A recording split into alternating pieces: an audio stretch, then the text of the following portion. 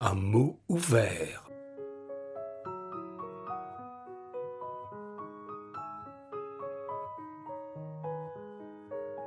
Si les marins jettent l'ancre, si l'intrépide se jette à l'eau, si l'imprudent jette le bébé avec l'eau du bain, quoique berlaudiot notoire et bonimenteur délirant, je n'entends nullement vous jeter mon microphone à la face.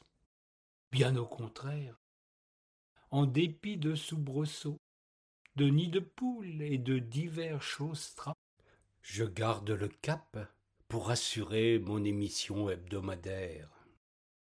Qu'importe les grains, les tempêtes et la nouvelle vague, je reste les pieds secs bien droits dans mes sabots, gardant toujours mes mots ouverts, loin des idées reçues et des banalités habituelles.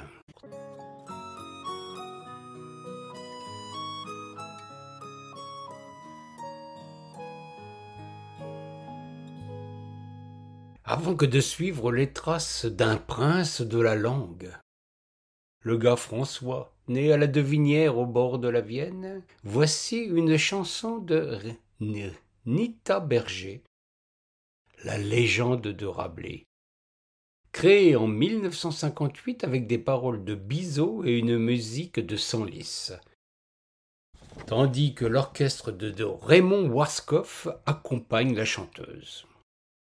Puis, corne gigouille, nous irons retrouver notre bon docteur sur les rives de la Loire, alors qu'il se lance dans l'écriture de son tiers-livre. Il croisera le clochard céleste Archimède, qui fera une brève incursion dans une faille temporelle. Au pays de Rabelais, tout est possible.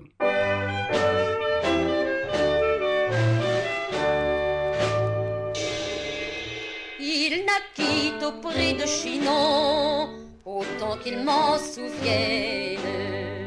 Petite ville au grand renom, sur les bords de la Vienne. Il la disait, tout petit garçon, en goûtant au jus d'un poinçon, c'est bon. Ah, mes amis, l'œil plein d'éclat, quel joyeux gamin c'était là. Non, non, non, là, non, non, non, là. Quel joyeux gamin c'était là. Non, non, non, là. En pensant au bonnet pointu qu'il voyait dans un rêve, il grandit sous le bois tordu dont il aimait la sève. En ce temps-là, près de Lernay, on allait au bœuf couronné dîner. Ah, mes amis, Gargantua, quel joyeux dîner c'était là. Non, non, non, là, non, non, non, là. Quel joyeux dîner c'était là. Non, non, non, là. Il fut docteur à Montpellier, et frère en robe grise, mais il chantait dans un senier, beaucoup mieux qu'à l'église. On prétend, curé de Meudon, qu'il confessait sous les dredons lisons. Ah, mes amis, pour un prélat, quel joyeux luron c'était là. Non, non, non, là, non, non, non, là. Quel joyeux luron c'était là. Non, non, non, là.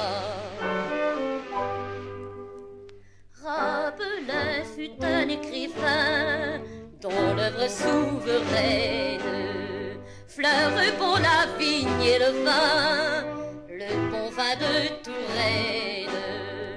Et Panurge et ses moutons blancs ont bravé les coups accablants du temps. Ah, mes amis, gare au pied plat, quel joyeux conteur c'était là. Non, non, non, là, non, non, non, là. Quel joyeux conteur c'était là. Non, non, non, là. Un jour entre moine et petot, il a dit à l'assemblée: mes baissait le rideau, car la farce est jouée. Tout commentaire est superflu, en qui meurt comme il a vécu, salut. Et l'avenir toujours dira quel grand tourangeau c'était là, non, non, non, là, non, non, non, là. Quel grand tourangeau c'était là, non, non, non, là. Maintenant, place à la bonimenterie.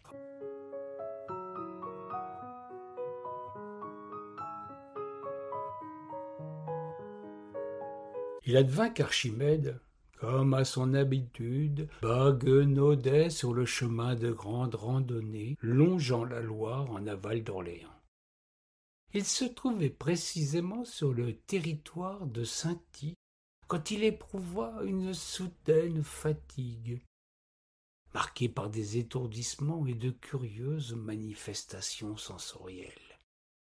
À l'évidence, il était pris d'un malaise, d'une hypoglycémie qu'il aurait pu effacer en buvant du gris-meunier. Hélas, pour notre ami Archimède, le temps n'est plus à la régalade. Il convient de boire de l'eau quand on se prévaut de l'activité physique. Les médecins d'aujourd'hui sont de cet avis et font bien peu de cas de ce qu'affirmait leur illustre devancier. Le sang de la terre aurait sans doute remis notre ami sur pied, au lieu de quoi, à bout d'énergie, il dut s'arrêter, privé totalement de force.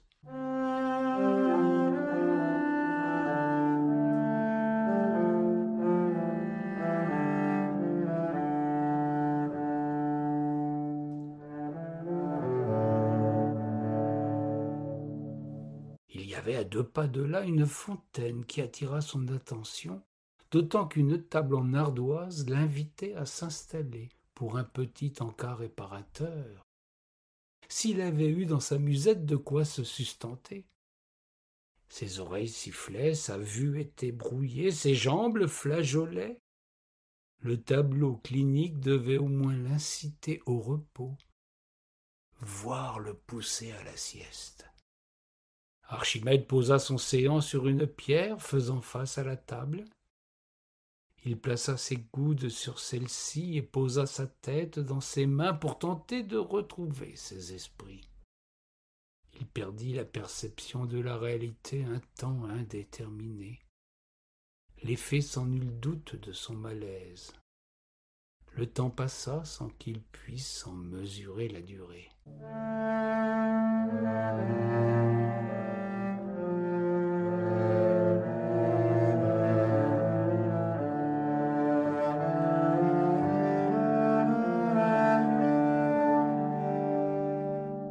Notre marcheur retrouva ses esprits avec le sentiment d'une présence à ses côtés. Un homme, curieusement vêtu, avait posé une chopine de gris-meunier et 2 verres sur la table. D'une voix bienveillante, l'inconnu lui recommanda de se régaler sans se soucier des avis de la faculté d'une longue tirade énigmatique. Le vin vous donnera le jour durant des selles fermes et assurées, que le sage épistémongue nomme papales, car elles sont de nature infaillible. Qui, au contraire, boit dès le matin de l'eau ou quelque liquide analogue, sera ramolli, écu pendant jusqu'aux ultimes heures vespérales. Et il se couchera en sueur et aura des cauchemars. Et au contraire, qui boit du vin aura la conscience tranquille et l'esprit paisible jusqu'au crépuscule, et ainsi jour après jour et de rechef.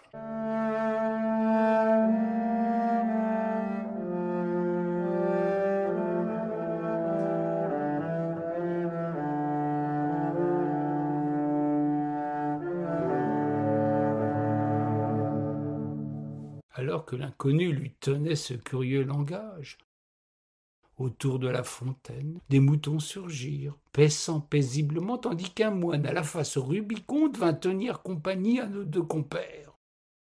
Désormais, sans trop savoir comment, des victuailles en quantité gargantuesque couvraient littéralement la table devant eux. Archimède n'était pas en état de se poser des questions. Il se joignit aux agapes de ces deux personnages, non sans leur avoir demandé qui ils étaient.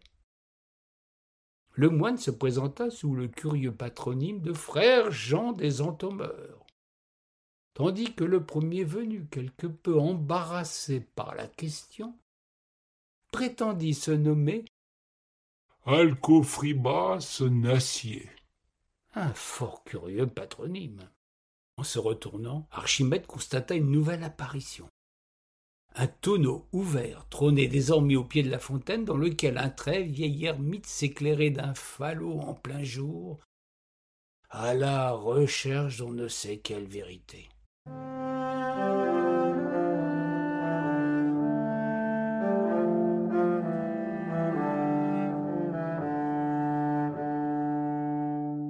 Archimède, après s'être copieusement restauré et avoir bu plus que de coutume avec ses trois compères, qui s'étaient joints à lui dans sa soif peu raisonnable, chercha enfin à comprendre ce qui se passait en cet endroit. Il n'avait pourtant même pas remarqué que le vin ne venait jamais à manquer dans cette merveilleuse chopine. Le plus volubile des trois, celui dont le nom n'avait rien de catholique, le prétendument médecin qui se faisait appeler Algofribas Nassier, se mit alors en devoir d'éclairer la lanterne de notre marcheur. Non content de soigner les corps, celui que le moine nommait de temps à autre François par inadvertance avait l'ambition de panser les esprits par la farce et la galéjade. Il écrivait à ses heures perdues, en se moquant du tiers comme du quart, de la censure comme des bonnes manières.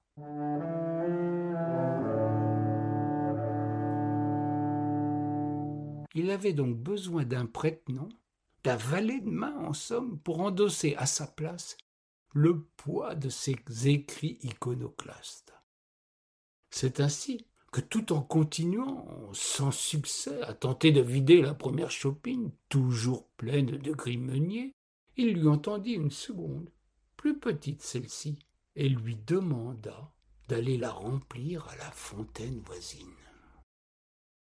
Archimède écoutait médusé cette requête, tandis qu'un berger vint se mêler à la discussion tout en jetant dans la Loire un de ses moutons. Le reste du troupeau suivit le mouvement pour le plus grand amusement des témoins, dont les excès de libation avaient quelque peu altéré le jugement.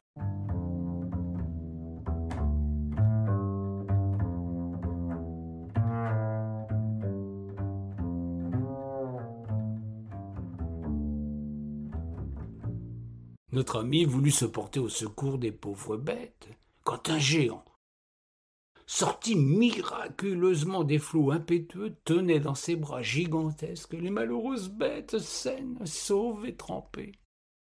Celui qu'il fallait bien appeler François remercia vivement le bon géant en lui glissant à l'oreille qu'il userait de cette situation dans son prochain livre.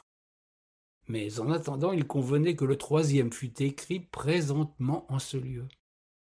Il ajouta que ses déboires avec la censure le poussaient à recourir au service de cet inconnu de rencontre pour lui dicter un récit, troisième de la liste, que le brave homme signerait de sa plume.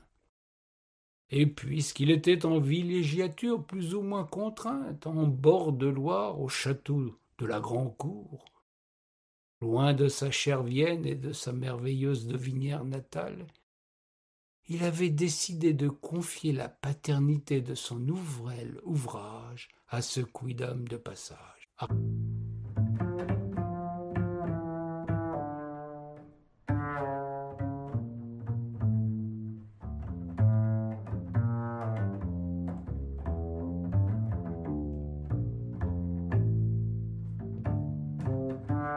Archimède, parfaitement ébaubi, se leva sans plus chercher à comprendre et alla remplir son cruchon.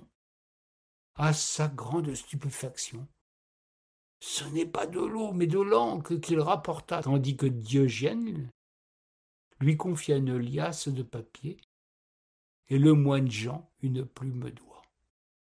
Son requérant se mit alors en demeure de lui dicter des histoires aussi abracadabrantesques que farfelues.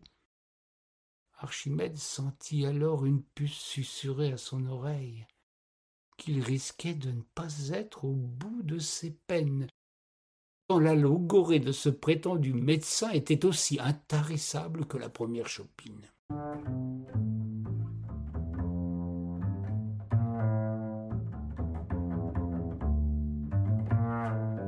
Quoique traîne savate, vivant de la charité publique, notre ami Archimède avait bien plus d'instruction et de culture générale que les bacheliers et autres étudiants de nos grandes écoles contemporaines. Dans l'instant, il se douta qu'il venait de subir un curieux déplacement chronologique qui l'avait conduit en 1543. Pour éviter la fastidieuse copie, il se mit en demeure de rompre le charme temporel. C'est ainsi qu'il expliqua à celui qui l'avait reconnu sous son nom véritable de François Rabelais que la notoriété et la postérité lui rendraient raison. Les aventures de Gargantua et de Pantagruel feraient bien vite le tour du monde, et qu'il convenait qu'il en assume pleinement la paternité sous son véritable blaze. Expression qui laissa le susdit François perplexe.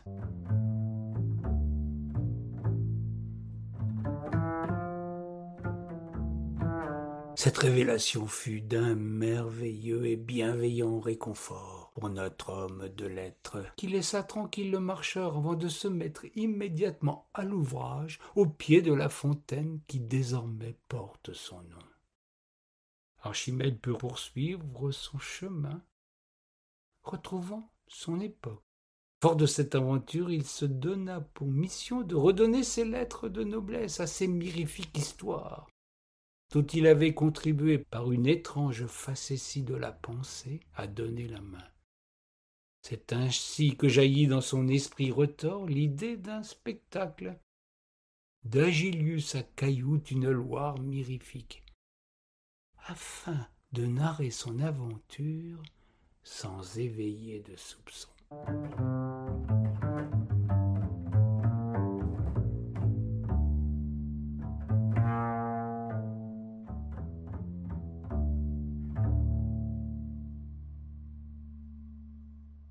Changeons radicalement d'univers, quoique, avec François Rabelais, sait-on jamais, pour aborder le monde interlope de la prostitution.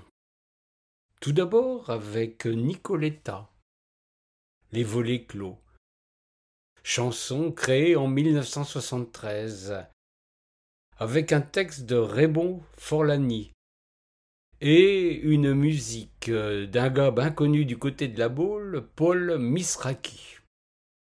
Ensuite, nous irons à la rencontre des dames qui travaillent dans ces endroits-là et qui changent d'air et changent de Bordeaux. Ces petites maisons spécialisées au bord de l'eau, pour le plus vieux métier du monde, en se déplaçant sur la Loire à bord d'un inexplosible. Il va leur arriver de folles aventures.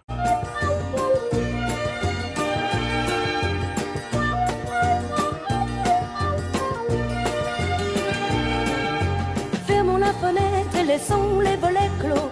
À quoi bon se lever? Ce matin, n'ouvrons pas les rideaux et restons couchés bien enlacés. Fermons la fenêtre et laissons les volets clos.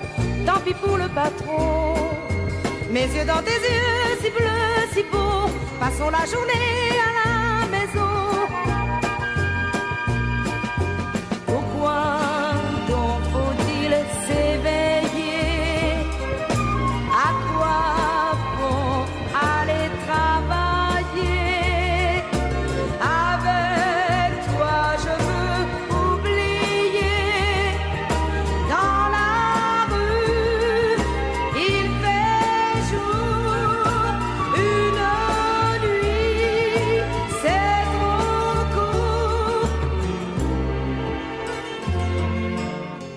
la fenêtre et laissons les volets clos. Je ne veux qu'un soleil, le soleil qui se mire dans l'eau de tes yeux quand tu t'éveilles. Fermons la fenêtre et laissons les volets clos. Moi je veux t'enlacer et sentir ta peau contre ma peau et ne plus penser qu'à t'embrasser. Dans les rues tout est triste et gris. Dans mon lit, toi tu me souris. Je dis non à la foule au cri. Je ne veux, mon amour, ne rien faire d'autre que l'amour. Fermons la fenêtre et laissons les volets clos. Et sur ton oreiller, blotti contre toi, si doux, si chaud. Mon amour, je veux tout oublier. La la la la la la la la la la la la la la la. Retrouvons nos dames du bord de Loire de Michel Gastine, ainsi que Daniel Graal, pour un voyage à bord d'un inexplosible partant d'Orléans. Bonne route à tous et bon vent.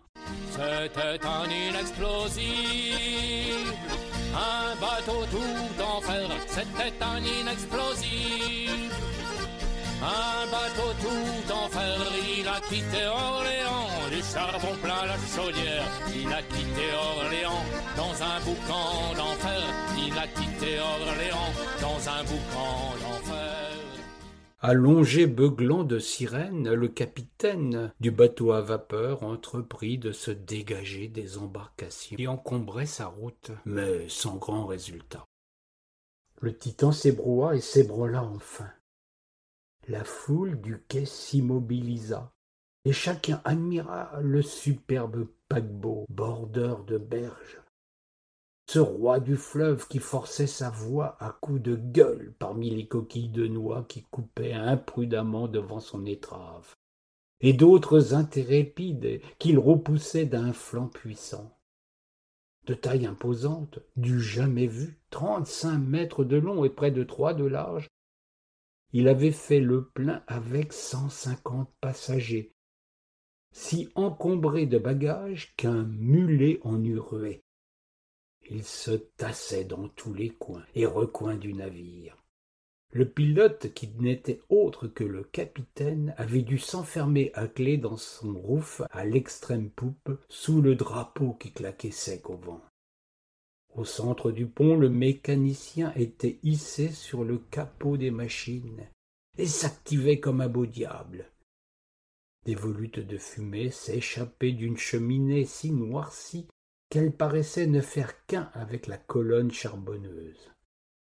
À la proue, un marinier se tenait en vigie, une longue gaffe à la main.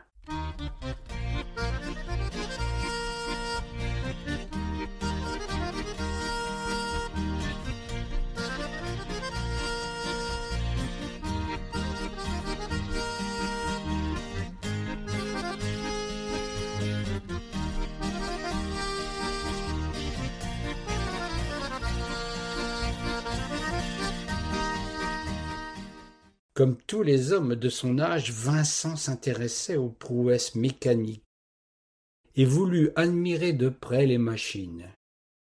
C'étaient des Anglaises à balancier, d'une surface de chauffe de 19 mètres carrés et de 15 chevaux vapeur basse pression.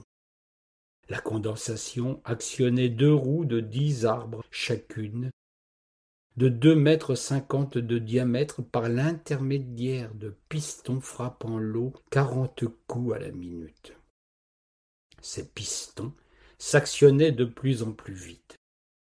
Il frôla la machine de la main, elle était déjà brûlante par endroits.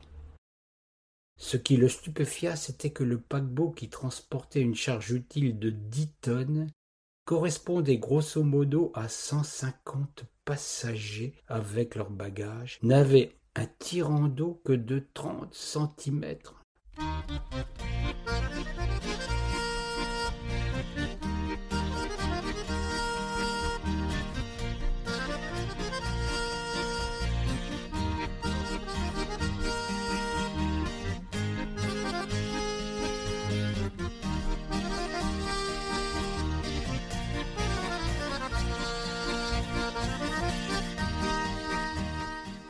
Vincent fut alors rejoint par Marceau, dont il s'était étonné de l'absence.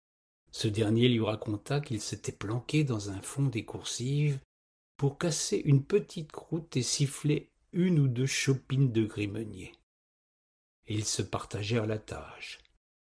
Vincent aurait l'œil sur la chaudière, la machine et le pont promenade. Marceau surveillerait la coque qui contenait la salle à manger et les salons. Par ailleurs, Marceau surveillerait les déambulations des passagers du pont et Vincent les manœuvres. Pour ne pas éveiller l'attention, ils décidèrent de vaquer chacun de leur côté comme s'ils ne se connaissaient pas. L'animation du départ retomba. Les mères et les nourrices gagnèrent les salons avec leurs nourrissons rougeaux. Les hommes préféraient rester sur le pont à fumer la pipe ou à discuter politique d'un air entendu. D'aucuns s'installaient déjà dans la salle à manger avec des faces d'ogres à tout croquer.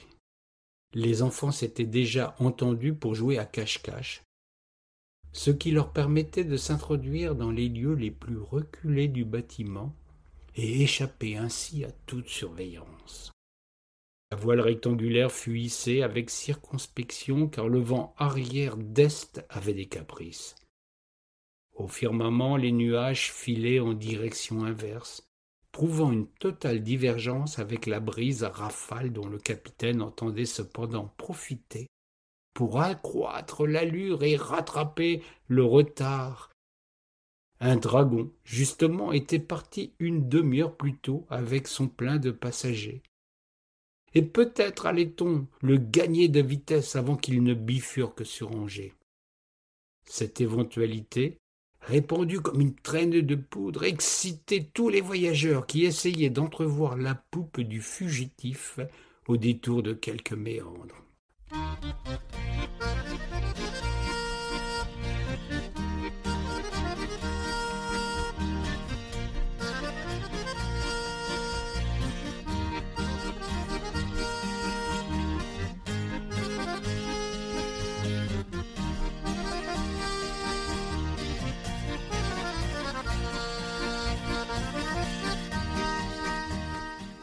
Le Titan ne ménageait pas son combustible. Au diable l'économie quand la réputation était en jeu. La vitesse devenait infernale. 15 nœuds fit annoncer le capitaine, avisé par un mousse. Des hommes crièrent leur enthousiasme. Les femmes esquissèrent des gestes effrayés et retinrent quelques instants les enfants dans leurs jupes. Un importun s'insurgea contre cette folie, mais fut rabroué sévèrement par ses voisins et dut se taire, pour ne pas risquer un mauvais sort. Le courant en ce changement de saison était fort vif, car des pluies torrentielles avaient grossi les flots d'amont.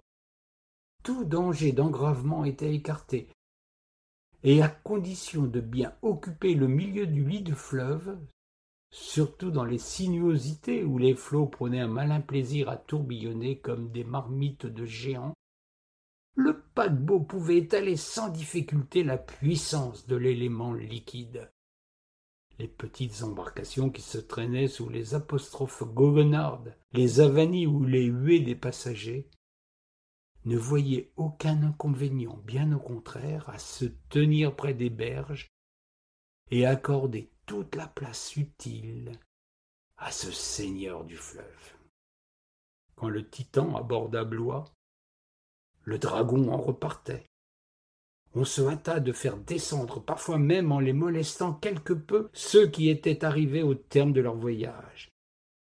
Et on fit monter d'autres, assez acrobatiquement, qui, poussés par le dos sur les passerelles, se retrouvèrent tout éberlués sur le pont.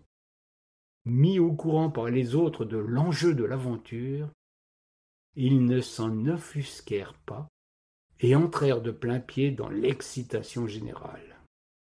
Malheureusement, le capitaine fut retardé par les formalités d'une administration tatillonne, que les préposés, de mauvais diables, mirent les plus mauvaises grâces à conclure, comme pour contrarier l'impatience qu'ils sentaient accroître autour d'eux.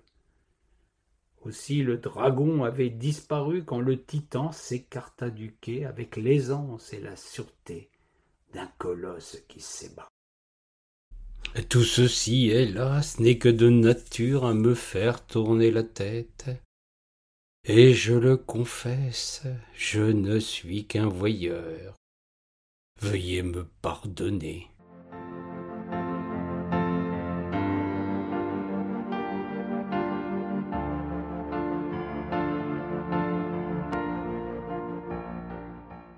Je ne puis être qu'un voyeur qui reluque vos rondeurs, sans mériter le bonheur de conquérir votre cœur.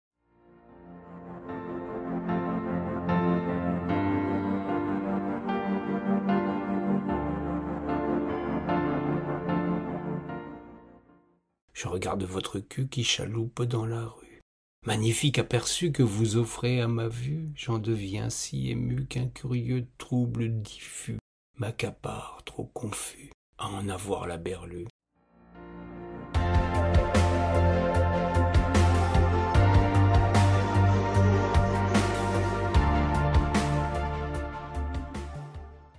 J'admire vos belles fesses, bien plus douces qu'une promesse, tout en délicatesse, elles se veulent enchanteresses, mais me mettent en détresse, moi qui réclame tendresse dans les bras d'une ogresse, refusant mes caresses.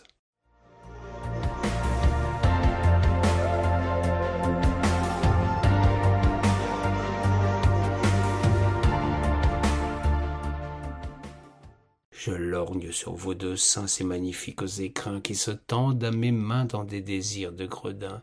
Vous repoussez ce dessein que vous jugez fort malsain, vous rebroussez le chemin, fuyant ce vil muscadin.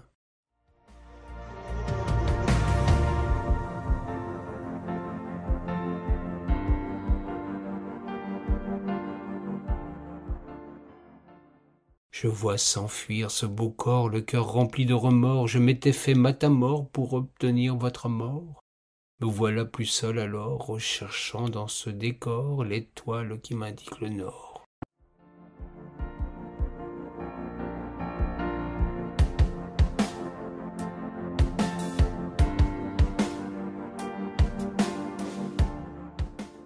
Pour vous retrouver encore.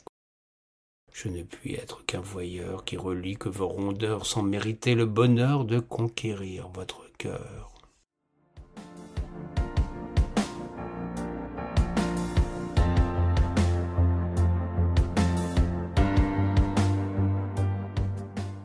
Continuons à vous mener en bateau, je vous invite à écouter cette chanson écrite et composée par Stéphane Goldman en 1951. Elle sera d'abord reprise par Yves Montand, puis immortalisée par les frères Jacques en 1954. Elle est le prélude à une autre histoire, abracadabrantesque celle-ci, se déroulant sur un bateau de rivière, et qui, j'en suis certain, vous laissera sur votre faim. La Marie-Joseph tout d'abord, et le plat le plus roboratif ensuite, avec matelot en matelote.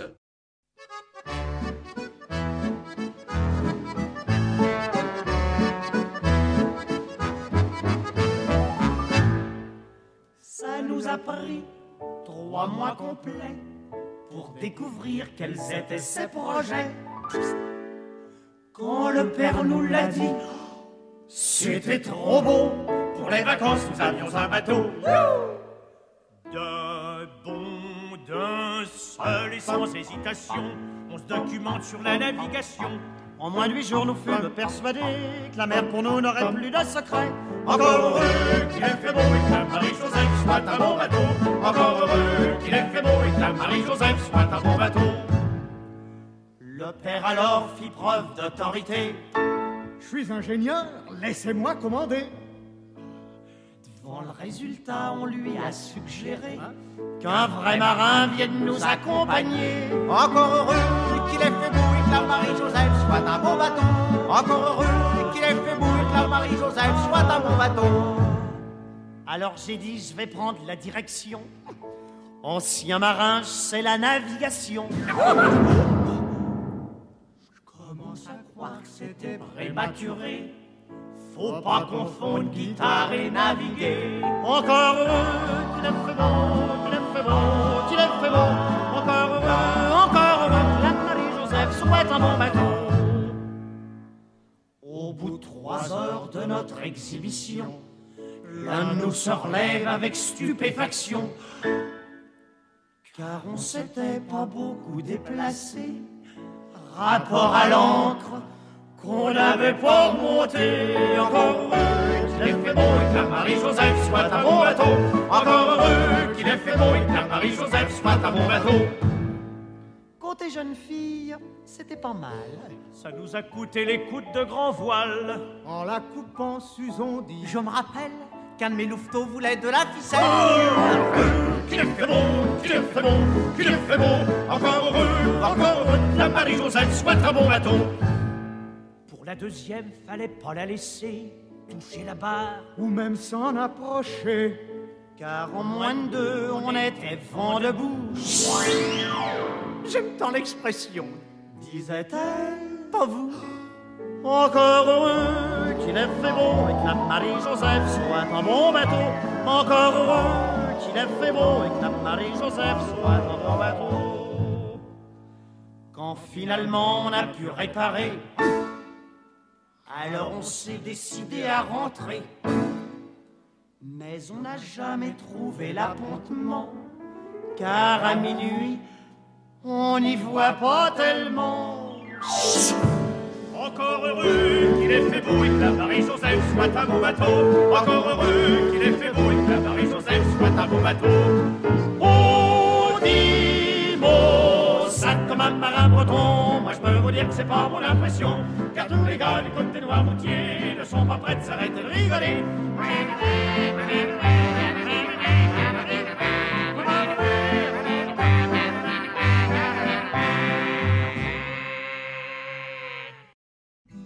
1846. 1856 par 2 fois. La Loire avait tout emporté, elle avait débordé, tué ben des gens. Il avait fallu que les mariniers de Châteauneuf aillent au secours des gens de la vallée.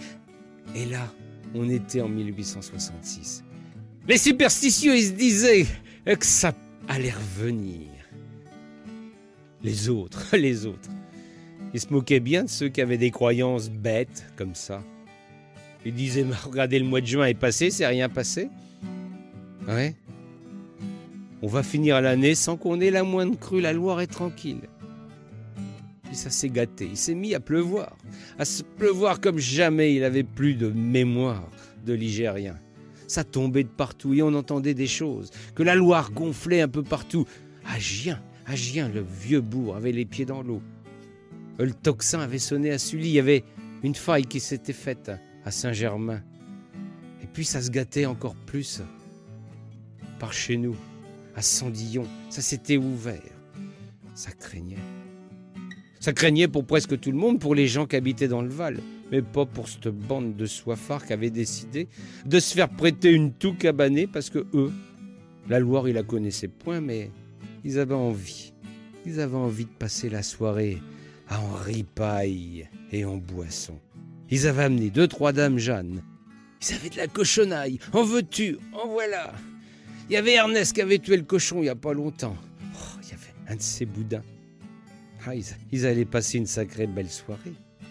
Puis avec tout ce qu'ils avaient à boire, ils n'avaient pas que de l'intention de manger. Ils se sont installés dans leur tout cabané. Ils ont fermé la porte. Et puis ils se sont mis à brailler, à manger, à jouer aux cartes. Pendant ce temps-là, la Loire continuait. Elle charriait tout ce qu'elle pouvait emporter, des souches, des troncs, des charrettes. Puis même quelques animaux, les 4 fers en l'air. Et puis des pauvres bonnes gens qui avaient rendu leur dernier souffle là-dedans.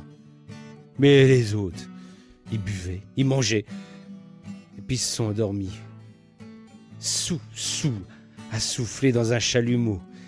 Brinzingue, comme on dit par ici. C'est au petit matin qu'ils ont découvert la catastrophe. Et il y a un bon Dieu pour les ivrognes. Parce que leur bateau, qui avait été si mal attaché, ben, il s'était détaché, puis il avait pris une de ces failles, une de ces brèches qui s'était faite dans la levée. Il était parti à l'aventure. Il était parti sur la rive sud, dans un petit vallon, bien loin de la Loire, au milieu de l'eau, au milieu de nulle part, dans un creux qui avait emprisonné toute cette eau qui filait. Et quand le premier s'est levé, il a ouvert cette porte, et là il s'est dessoulé tout de suite. Il reconnaissait plus l'endroit, il reconnaissait plus les rives, forcément. Je pense qu'il était même jamais venu à cet endroit-là. Il a réveillé les autres, puis ils se sont levés. Ils ont regardé le désastre, ils se sont dit « Qu'est-ce qu'on va faire? On sait point manier ce bateau. Et puis, il n'y a peut-être rien pour se débrouiller avec ça. Il n'y a point de bourde, on a amené qu'à manger, nous autres, on est berlots. » Ils ont commencé à avoir grand soif. Puis, ils ne pouvaient pas boire cette eau de la rivière, elle était chargée, elle était jaune. Il y avait des cadavres d'animaux, tous ceux qui avaient été pris au piège de la montée soudaine des eaux. C'était pas prudent. Oh, le premier jour, il s'est passé à dessouler, à essayer de supporter ce mal de tête qui les prenait, ce pivert qui arrêtait pas de taper. Mais c'est au deuxième jour qu'ils ont commencé à s'inquiéter parce que ça bougeait pas. La situation restait identique, le bateau. Il était au milieu de ce nulle part. Il bougeait pas. Il y avait de l'eau tout autour, il n'y en a pas un qui savait nager. Alors ils ont commencé à se regarder. Ils ont commencé à avoir faim. Quand on a trop mangé comme ça, on n'a plus de réserve. Et l'idée leur est venue, comme à chaque fois. On allait manger le plus faible. Alors là, ils se sont regardés les yeux dans les yeux chacun. Et puis en l'autre, se disant que c'était son voisin qui était un peu moins gros et un peu moins gaillard. C'est celui-là qu'il fallait étriper. Ils n'ont pas eu besoin de se parler, les yeux ont suffi. La victime a été désignée.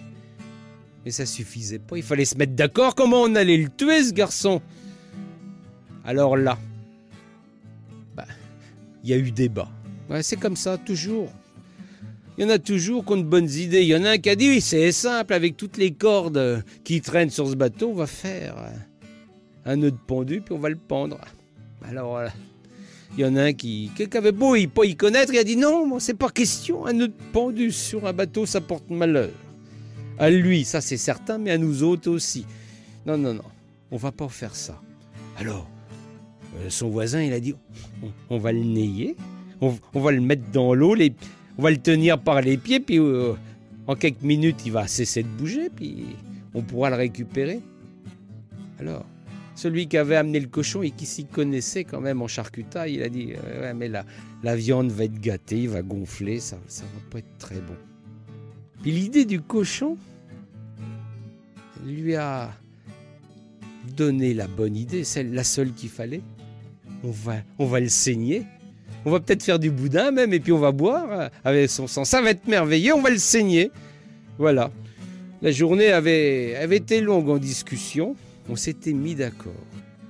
Ils ont passé une bonne nuit, la dernière, pour ce pauvre gars qui avait été désigné. Et puis au moment d'affûter le couteau, l'Ernest il s'est dit oui, mais comment on va l'accommoder?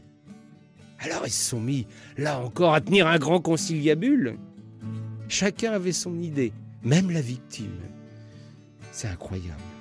Il y en a un qui a dit c'est simple, on va le faire bouillir. Oh, on voit bien que les Anglais passent de temps en temps chez toi, c'est point bon ça de la viande bouillie. Alors l'autre a dit on va le faire frire. Mais où est-ce qu'on va trouver de l'huile? Ça va pas. C'est encore Ernest, c'est toujours lui, il était fin cuisinier. Il a dit on va le faire en matelote. Et là, ce fut un tonnerre d'applaudissements, tout le monde était d'accord, y compris celui qu'on allait saigner en matelote. C'était son plat préféré, quelle belle fin. Alors Ernest, il a affûté son couteau, il allait le mettre au ras de sa gorge. Quand le Casimir, il a dit « Mais ça va pas, non? Faire de la matelote alors qu'on n'a plus de vin rouge. Ça serait un crime. » Ernest a arrêté son couteau. Il l'a posé, c'était manifestement une chose qu'on pouvait pour faire une matelote sans vin rouge. Et c'est à ce moment-là que les secours sont arrivés, parce que les mariniers de Châteauneuf, une fois encore, Ils ont battu la campagne pour essayer de ramener les gens qui étaient perchés sur le fait des maisons. Et puis ils ont trouvé ce bateau qui était au milieu de nulle part. Ils les ont chargés à bord, ils les ont ramenés. Les 4 lascars, ils se sont jurés de rien répéter parce que ils avaient péché en pensée et ça suffisait bien déjà, un crime comme ça. Rien que de l'imaginer, c'était affreux. Mais s'ils ont tenu leur langue une semaine, à la 2e semaine, il y avait un concours de belote à l'auberge de la marine. Ils y sont allés et puis à la 3e ou 4e chopine, les langues se sont déliées. Ils ont commencé à raconter cette abomination. Mais personne en bord de Loire est allé les dénoncer.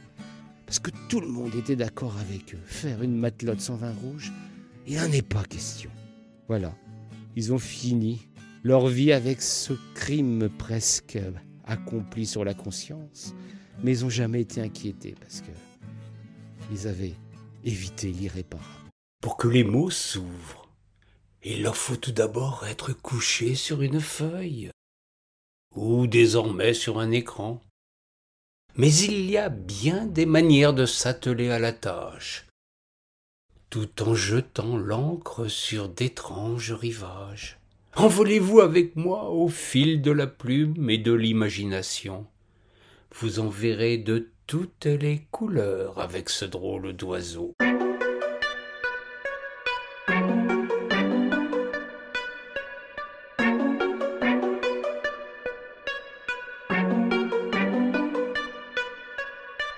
Là de tourner en rond durant la nuit, à ressasser des mots insidieux ou des phrases entêtantes qui aimeraient se métamorphoser.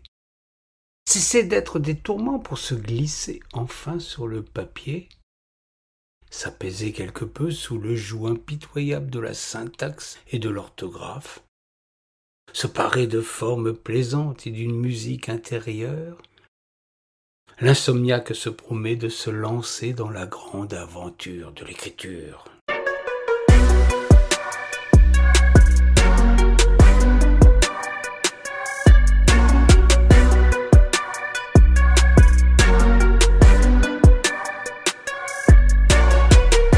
Homme moderne, à son réveil, c'est vers son clavier qu'il se penche, histoire sans doute de mettre quelques doigts dans un engrenage singulier pour un clavardage intime entre son esprit et un écran impersonnel.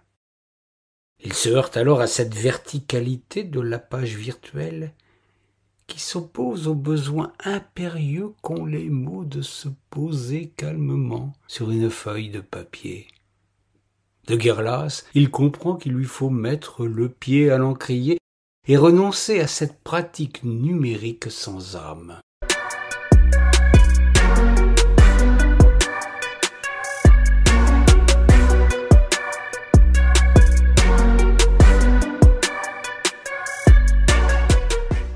Le voilà qu'il se saisit d'un stylo-bille et d'une feuille pour retrouver le geste ancestral de l'écriture manuelle. Et il ne s'en satisfait pourtant pas. L'outil glisse sans bruit, sans cette accroche avec le support qui donne tout son sel à la pratique. C'est à la plume qu'il lui faut rédiger ce qui a envahi ses pensées. Il en est convaincu.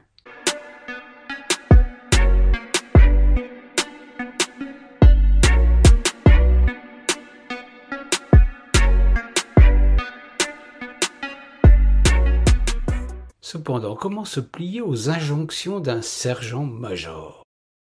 La création littéraire n'est qu'un combat intime et n'a rien d'un champ de bataille. Pour s'envoler, se libérer du poids de ses ressassements, c'est avec une plume véritable qu'il convient d'entrer en écriture. Si cette évidence s'impose à lui, il pressent que le choix de l'animal influera durablement son inspiration.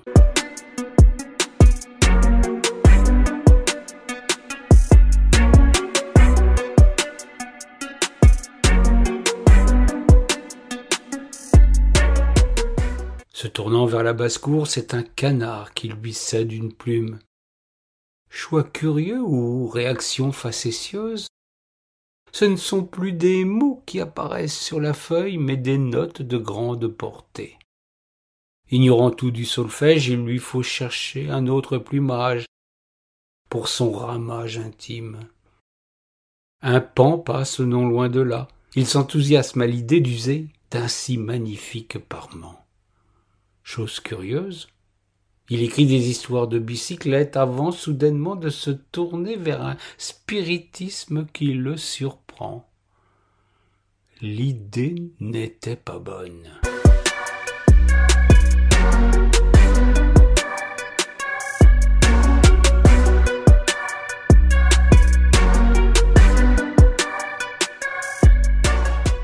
Il rêve d'écrire en couleur.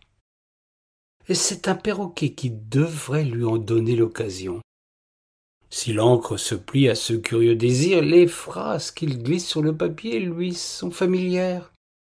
Bien vite, il comprend qu'il se contente de répéter sottement des grands auteurs, se faisant ainsi vulgaire plagiaire. Il se précipite alors dans la nature pour trouver d'autres supports.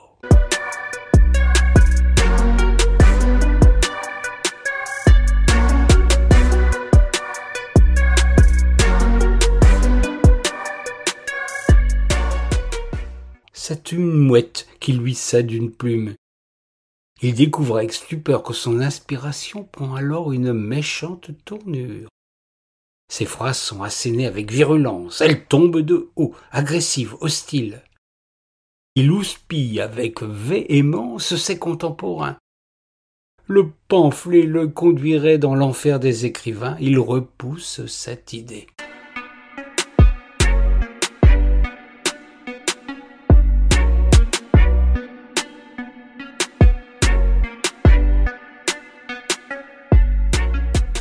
D'autres plumes constituent encore des échecs cuisants. La colombe lui fait écrire des romans à l'eau de rose.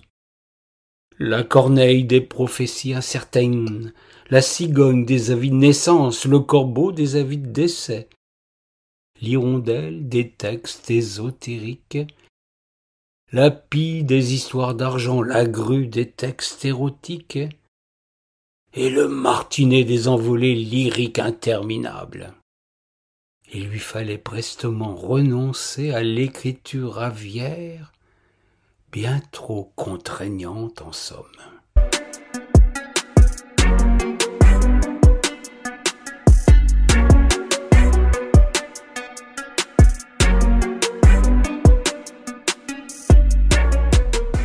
Désespéré, il revint vers son cavier et, à bout de force et d'inspiration, il songea qu'une plume d'ange aurait satisfait pleinement son désir.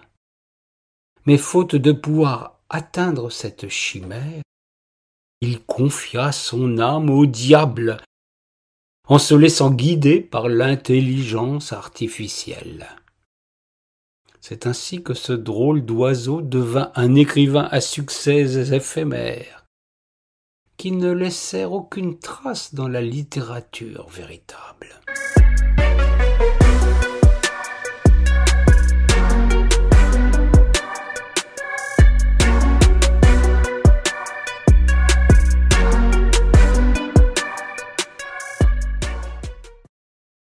Terminez ce second voyage d'un mot ouvert. Prenez votre envol avec la chanson chantée par Gilbert Bécaud en 1965. Le petit oiseau de toutes les couleurs. Paroles de Maurice Vidalin sur une musique de Bécaud. C'est le thème de l'être intérieur qui se cache derrière le petit oiseau. La poésie fait ressortir aux oreilles averties l'inspiration qui pousse à suivre l'oiseau, mais aussi la difficulté à s'envoler avec lui pour le rejoindre à la nage dans les limites du corps physique, avant de vous retrouver la semaine prochaine à mots ouverts sur Soleil et Mélodie la radio. Ce matin je sors de chez moi, il m'attendait, il était là, il sautillait sur le trottoir, mon Dieu qu'il était drôle à voir. le petit oiseau de toutes les couleurs, le petit oiseau de toutes les couleurs. Hop!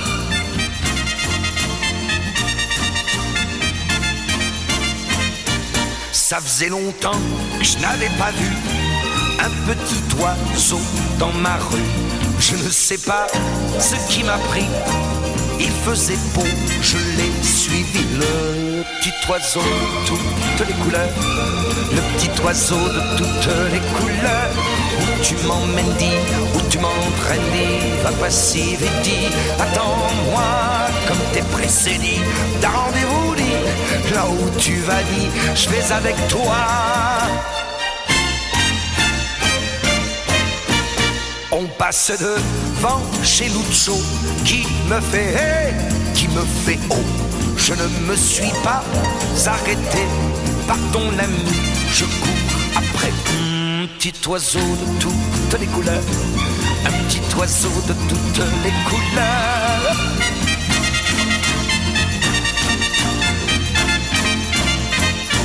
Sur l'avenue, je ne l'ai plus vu, j'ai cru que je l'avais perdu, mais je l'ai entendu siffler, et c'était lui qui me cherchait. Le petit oiseau de toutes les couleurs, le petit oiseau de toutes les couleurs. Où tu m'emmènes, dis, où tu m'entraînes, dis, va pas si vite, dis, attends-moi comme t'es pressé, dis, t'as rendez-vous, dis, là où tu vas, dis, je vais avec toi. On est arrivé sur le port, il chantait de plus en plus fort. S'est retourné, m'a regardé, au bout de la mer s'est envolé. Je peux pas voler, je peux pas nager, je suis prisonnier, dit, m'en veux pas. Hey, bon voyage, dit, reviens-moi vite, dit, le petit oiseau de toutes les couleurs.